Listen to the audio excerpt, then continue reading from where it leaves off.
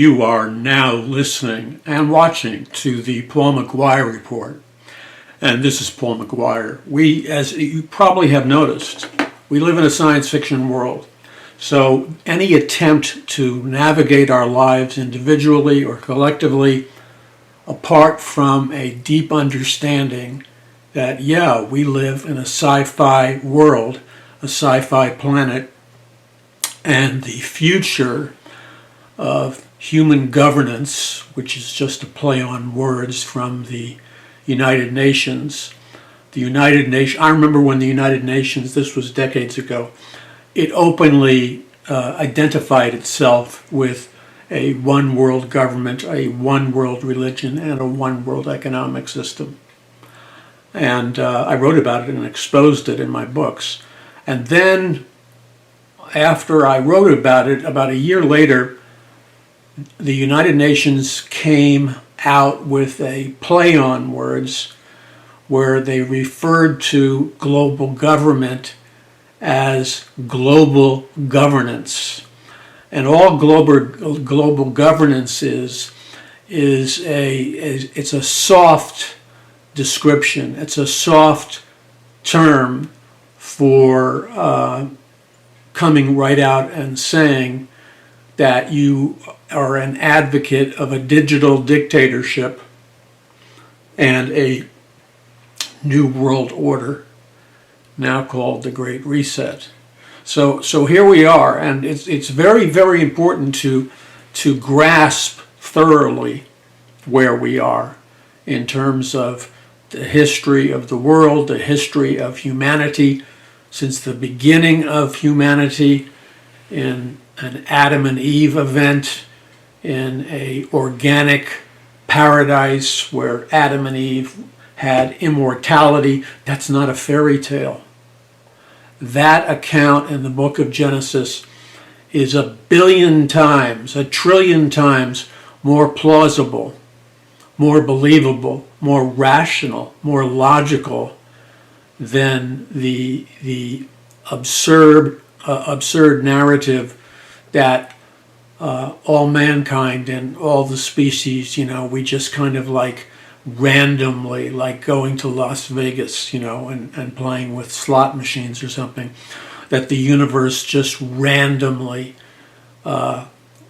allowed for a space where like material reality randomly evolved into some kind of microscopic nano reality, and then the chain of evolutionary so-called progression bringing us up to the present moment where in this fairy tale that is promoted as science in our school systems, in our society, it's a total fairy tale, but it is the fairy tale that the globalist elite demand that you accept, believe, and yes, regurgitate, or perhaps a better adjective than regurgitate would be to vomit, to barf out,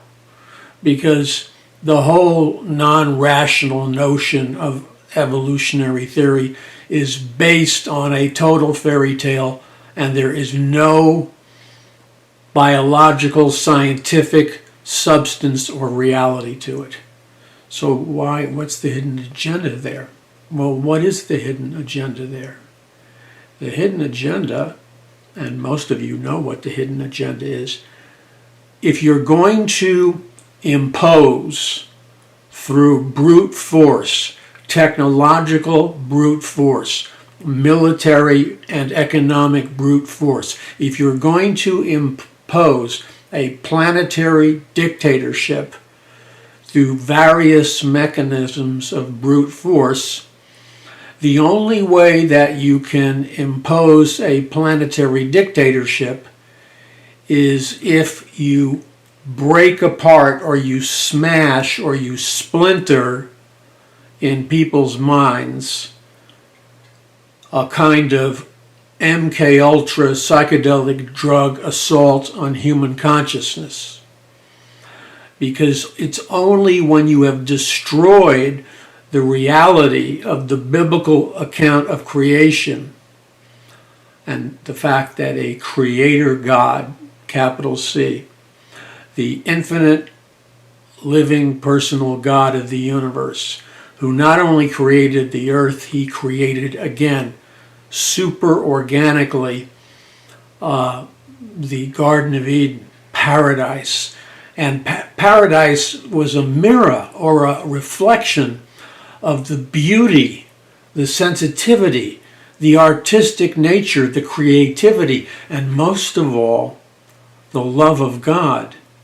You see, what is being exposed right in front of our eyes right now, if we're paying attention, if we're eyes wide open versus eyes wide shut, what's being exposed to us now is the lie that has been embedded in countless generations of young people, young children, and adults. Because you see, in order for the satanic, Luciferian, globalist elite, and many of them at the very top of their organizational pyramid are open Satanists and Luciferians. They contact demons and fallen angels for information, for guidance. So the globalist elite are not just wealthy, super wealthy, billionaire, trillionaire families.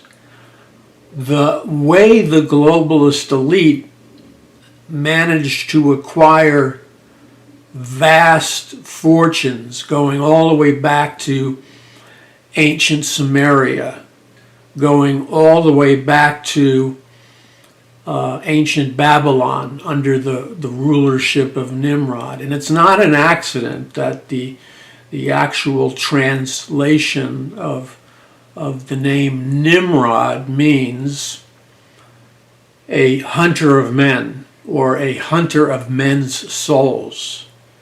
Nimrod got his operating instructions from Lucifer or Satan. That's how he built the scientific and technological portal known as the Tower of Babel or the Tower of Babel, which was constructed in a pyramidical architectural form.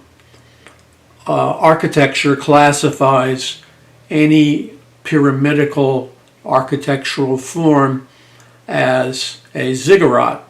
So the Tower of Babel was a ziggurat, but the Tower of Babel was the consummation of Nimrod's supernatural, extra-dimensional ability to tap in or access higher levels of consciousness and higher levels of wisdom.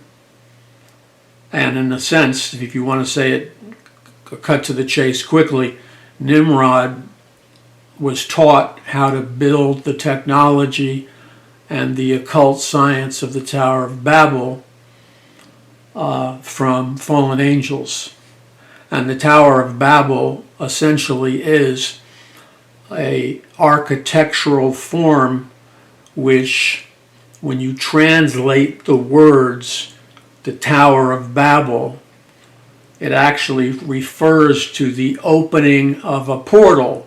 So the Tower of Babel was a technology designed to open up a portal, and that portal was an interdimensional tunnel that allowed for the entrance, or if you will, invasion of fallen angels, demons, principalities, and powers to come from another dimension and infiltrate the physical reality world, earth realm.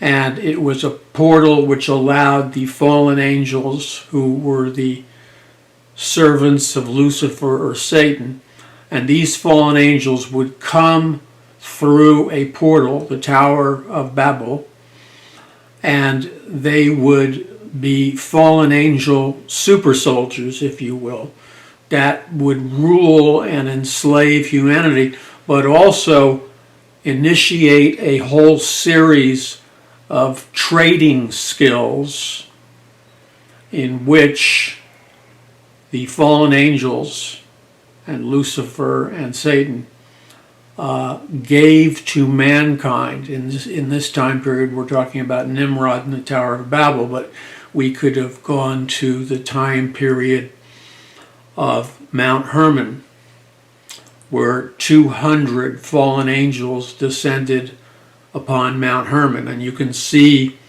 that huge mountain, Mount Hermon, when you're flying into Israel, when you're flying into Jerusalem, and you look over at your left out the window, you see a huge mountain, Mount Hermon, and that was the mountain where 200 fallen angels descended. And this is recorded in the extra biblical book known as the Book of Enoch. And these were the Enochian fallen angels, written about by the father of modern science, the father of occult technology, who advised Queen Elizabeth of England, and that was Sir John Dee, who was the founder of the scientific method, and Sir Francis Bacon.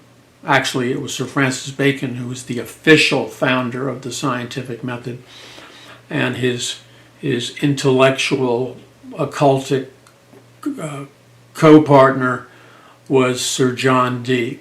And both Sir John Dee and Sir Francis Bacon were publicly, they masqueraded as scientists, but secretly they were the highest level occultists, and they learned how to channel, and they taught themselves as they communicated with fallen angels. They taught themselves how to speak fluently in the Enochian fallen angel language. So Sir John Dee and Sir Francis Bacon, and Sir Francis Bacon in the 1600s, perhaps himself and certainly his followers went to America in the 1600s through the physical network of the largest global occult organization at that time, which was the Rosicrucians. And Sir Francis Bacon had a vision for America, that America would become the head of the New World Order.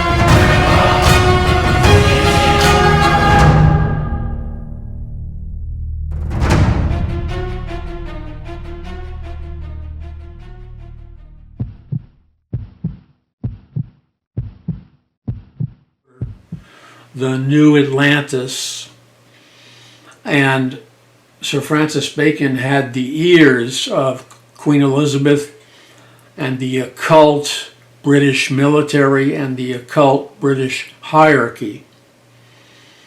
And these fallen angels that were in communication with Sir Francis Bacon told Sir Francis Bacon that he needed to counsel Queen Elizabeth and the heads of the British Empire, especially the military empire, that Bacon had to counsel them, and according to the fallen angels, they were to send the money and the power and the occult teachings of the British secret invisible occult hierarchy to the Americas starting in the 1600s in preparation for radically transforming America into the head of the New World Order. And so that's where we are at this present moment. And it's essential to have at least a cursory knowledge of all of these things, especially due to the fact that the Bible prioritizes them. God's Word teaches us about them in definitive and scientific, technological, and military terms. So we need to focus in on that, because history is being repeated right before our very eyes in the time period in which we live. I'm Paul McGuire. You're listening to the Paul McGuire Report. Be sure to visit paulmcguire.us, that's paulmcguire.us, and join us and stand with us as we spread this information, we spread this truth far and wide as fast as we possibly can, because we are in the greatest spiritual battle as well as scientific and technological battle in the history of mankind.